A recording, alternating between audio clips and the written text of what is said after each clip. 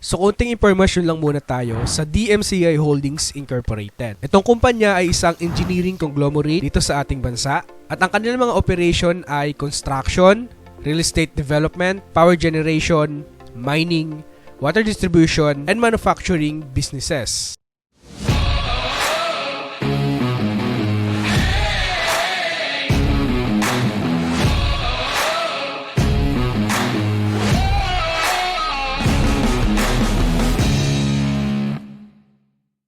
Bago tayo magsimula, inaanyayahan ko muna kayo na i-subscribe itong ating channel para maging updated ka sa mga bagong videos na lalabas. And also, huwag mo na rin kakalimutan na i-like itong ating video para marami pang potential investor ang maabot itong ating channel. And samahan nyo ako na pataasin natin guys yung less than 1% na nag-i-invest dito sa ating bansa. Okay? Yung market cap ngayon ng kumpanya ay nasa 104.89 billion pesos. So yung revenue ng kumpanya over the past 10 years ay nag-grow ng 2.17 times. Ang net income naman ng kumpanya over the past 10 years ay nag-grow ng 1.62 times. Ang free cash flow naman ng kumpanya over the past 10 years ay nag-grow ng 2.54 times. Over the past 10 years, yung kanilang shares outstanding ay hindi tumataas, no? Same pa rin. So yung shares outstanding ng kumpanya in 2011 ay nasa 13.27 billion shares and today ay nasa 13.27 billion shares pa rin. So dito sinasabi sa atin na same pa rin yung percentage of ownership ng mga shareholders ng company over the past 10 years. Ang ayaw natin makita dito sa shares outstanding, no, ay tumataas every year yung kanilang shares outstanding. Ang ibig sabihin nun, kapag yun ang nakikita natin, bumababa yung percentage of ownership ng mga shareholders ng company. And now dito naman sa PE ratio, sinasabi sa atin na ang company ay nasa undervalue ngayon in terms of PE ratio alone. So yung kanilang 5 years PE ratio kasi ay nasa 12.2 times PE ratio and yung kanilang PE ratio ngayon in trailing 12 months ay nasa 6.77 times PE ratio. So dito sinasabi sa atin ng PE ratio din na in every 1 peso na benta ng company, we pay 6.77 peso. So, lagi natin tatandaan sa PE ratio, the lower the better. But we have to always careful guys sa value traps sa pag-i-invest. Sa profit margin naman ng company, sinasabi dito sa atin na in every 1 peso na sale ng company or benta ng kumpanya, 19.53% ng 1 peso ay ito yung tinutubo na nila. So, ganun siya kalakas kumita. Now, in terms of dividend naman ng company, yung kanilang dividend yield ngayon ay nasa 5.93%. And yung dividend paid ay nasa 1.70 billion pesos. So, lagi natin i-compare guys yung dividend na binibigay ng kumpanya sa free cash flow ng company. Kung kaya ba nilang masustain yan. So, yung free cash flow ng company in 5 years average ay nasa 8.8 billion pesos. And in trailing 12 months ay nasa 12.7 billion pesos. So, dito sinasabi sa atin na they can easily pay yung dividend na binibigay ng company. So, ibig sabihin, wala tayong dapat ikabahala sa dividend ng kumpanya. Now, dito naman sa free cash flow, sinasabi dito sa atin na kung gaano ka-healthy ang company ngayon.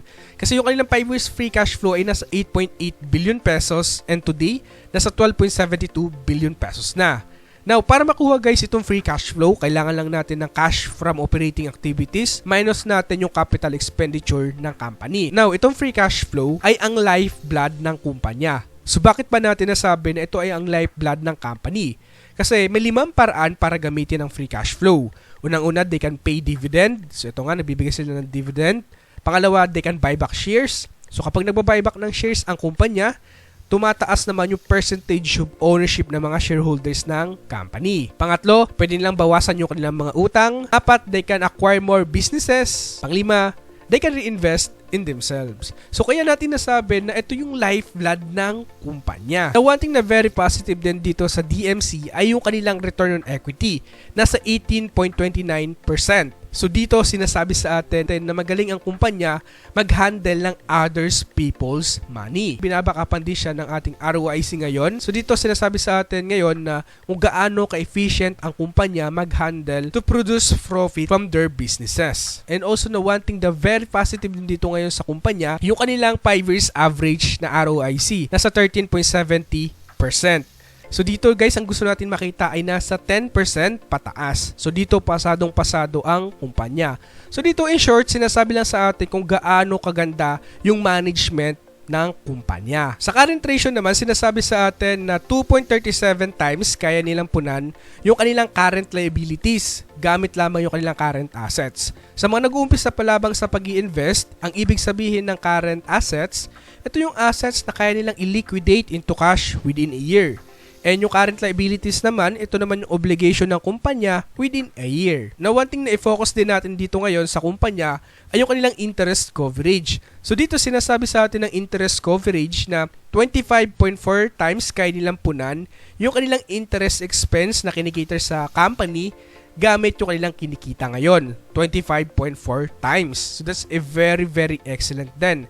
So meaning no, kung sa personal life natin ito, ang ibig sabihin yan, kaya nating makatulog ng mahimbing sa gabi nang hindi natin inaalala yung mga every month na paparating na bills kasi kaya naman natin siyang i-cover. So yun lang yung ibig sabihin yan. Now, one thing na tumaas dito lang ngayon sa kumpanya ay yung kanilang debt to equity. Nasa 63% na. Dito guys, ang gusto natin makita no, dito sa kumpanya ay nasa 40% pababa. So tumaas ng bahagya yung kanilang debt to equity ngayon. So dito sinasabi sa atin ng debt to equity, in every 1 peso na ginagamit ng kumpanya guys sa kanyang operation, 63% noon ay financed by utang. So yun ibig sabihin ng debt to equity.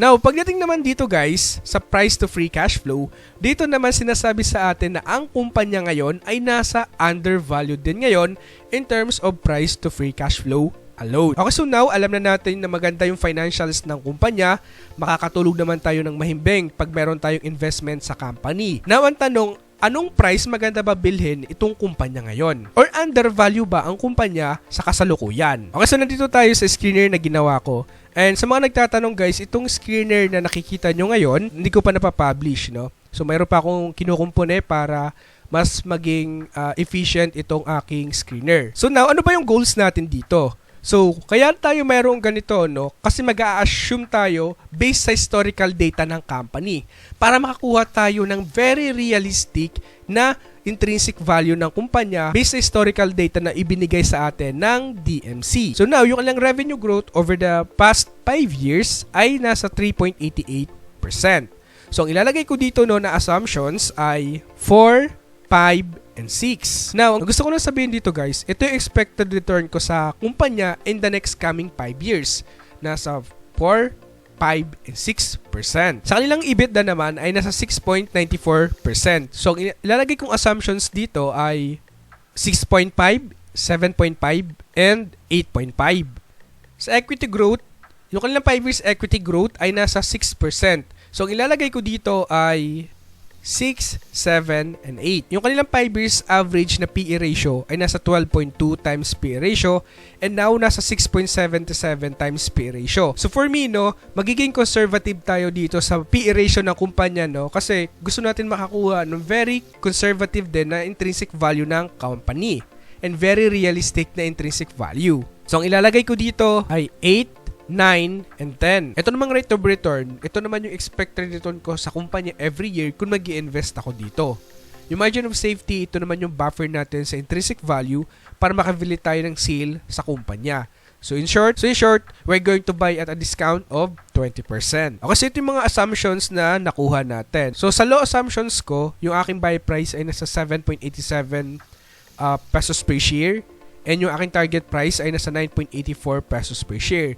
Now, if you believe na ito lang ang kaya ng company in the next coming 5 years, then ang company para sa'yo ay nasa hold ngayon. Now, if you believe no na ito yung kayang abutin ng company in the next coming 5 years, nasa 9.73 pesos per share. Now, if you believe na ito naman ang kayang gawin ng kumpanya in the next coming 5 years, then ang kumpanya ngayon para sa'yo in terms of mid assumptions ay nasa buy ratings. And in terms of high assumptions, yung buy price dito ay nasa 11.88 pesos per share. Nasa buy ratings din ang kumpanya. Now, kung tatanungin niyo ako guys kung ano yung mas justifiable and very realistic para sa akin ngayon, justifiable itong 5% revenue growth in the next coming 5 years sa kumpanya and itong EBITDA and equity nasa conservative way din and likewise sa kanyang PE ratio. Kaya justifiable itong mid assumptions natin sa kumpanya ngayon. So for me, ang company ay nasa buy pa rin hanggang ngayon. Okay, so hanggang dito na lang muna yung pagre-review natin sa company. So maraming salamat sa supportan nyo always dito sa ating channel, no? And guys, lagi kayo mag-iingat and laging protektahan ang inyong sarili, guys, and stay safe and stay healthy. And maraming salamat sa suporta nyo dito sa ating channel. And this is Pesci Warrior na nagpapaalalang invest wisely and see you on the other side. Maraming salamat sa panonood. So if you want to expand your investing knowledge, make sure na nakasubscribe ka and pindutin mo na rin ang bell button para ma-notify ka sa mga bagong videos na lalabas dito sa ating channel. And once again, this is Pesci Warrior na nagpapaalalang invest wisely and see you on the other side.